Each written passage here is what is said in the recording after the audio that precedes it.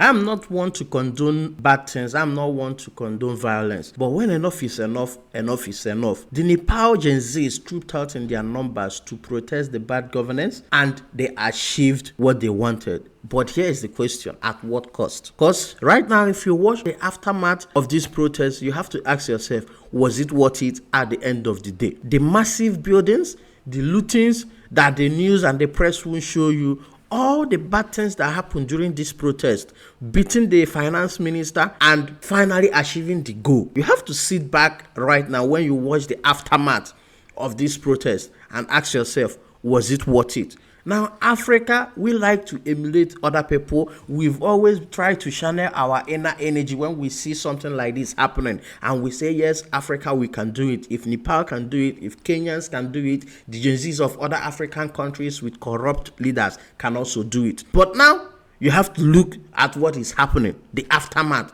Because in the moment, in the heated moment, you can do whatever you want to do, thinking that this will result to getting the answers that you want.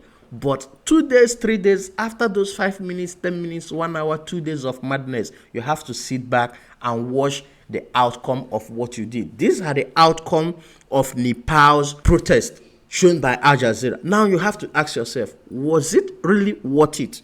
They've gotten what they want. There is no more parliament. The prime minister have resigned. The finance minister was beaten. I heard the news that his wife died, but I don't know if it's proven yet. But then, yes, they got the answers that they want. They got the change that they want. But if you look at what is going on right now with all the massive buildings that has been burnt down, tourist attraction will reduce. A lot of cost will be put into rebuilding all of these massive buildings that has been on fire for the past 2 days. The parliament would, whenever the parliament formed, this will be their time to loot and loot and loot. So you have to ask yourself, was it finally worth it? What I like though is that after the protest, they came out in their numbers. The same way that they protested, they came out and they took it onto their own hands to rebuild everything that they to try and rebuild what they have destroyed. But then again, guys, the destruction and what they are trying to rebuild, it's not even, like, when you measure it, it's not even up to 1% of what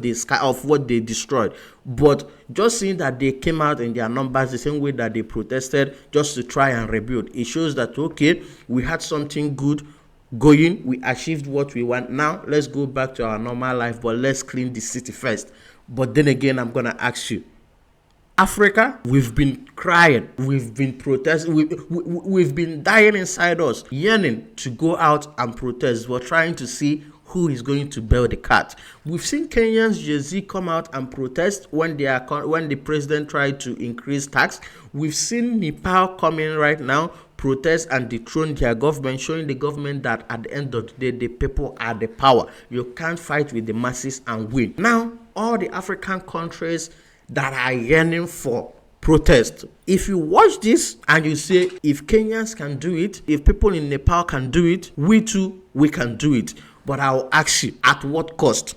Because the building that have burned in Nepal is going to take massive amount of money to rebuild. Now, how many years is it going to take for the people of Nepal to rebuild all the massive structures that they have destroyed? You have to ask yourself, if we emulate Nepal and do the same thing in our own country, will our country survive this? How many years will it take for our country to survive this? Are we even going to achieve what we planned out for? Because I have seen different protests happening in Africa, and at the end of the day, they don't even achieve half of what the people in Nepal achieve. You can see from the protests, the armies were protecting them from the police. But in our own cases, in some African countries that I won't mention, the armies are deployed to scatter the whole protest. So you have to ask yourself, a lot of people gave their life for this protest, but at the end of the day, they achieved all the things that they wanted to achieve. But at what cost? That is my own sentiment. At what cost did they achieve what they want to achieve? And right now, we are done with the protest. We've seen the aftermath of the protest. Going forward, how are they going to rebuild? That's what you have to think before you troop out in your numbers and start burning houses and start burning structures and start looting different places in the name of protest. Ask yourself, if we burn this thing down, how many years is it going to take to rebuild? We know our politicians, we know what they can do. How many years is it going to take to rebuild? During that rebuild stage, how much more money are they going to loot? Our politicians, how much money? Because when they are doing the rebuilding, that's when they will shout the best money. Now you have to ask yourself again, is it worth it to burn down massive structures that are tourist attraction in our country just because we are not happy with our politicians?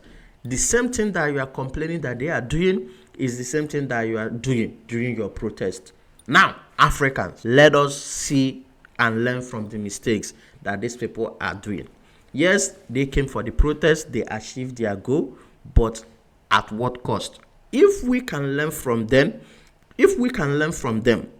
do our own protest in peace, without burning down the buildings, without burning down estates, without burning down structures that are meant to stay, that have been there for years, we can also achieve what they did. But knowing our African leaders, the only thing that they listen to is violence. But at what cost? A lot of people lost their life in Nepal just to get this done. A lot of structures, a lot of homes. The finance minister that was beaten, I heard the news that his wife died, allegedly. Now, these are lives that have been lost, that can never be brought back. Yes, buildings, the structures, the parliament house that was burned down can be rebuilt. But lives that were lost cannot be gotten back. So before you start organizing those protests in your countries, trying to take change into your own hands, ask yourself, will it be worth it after the 5 minutes of madness dies down? How much cost will it take to rebuild after the 5 minutes of madness dies down? If we do this protest, how long will it take to get the change that we want? That is what I'm going to leave you with. This is my own opinion. I know you have your own opinion, so I would like to hear from you. Share your thought down below in the comment section. Do you think us Africans, it is high time we troop out in our numbers and demand the type of change that we want to see happen in our own countries? And if we do that, should we do it the Nepal way, or should we do it in a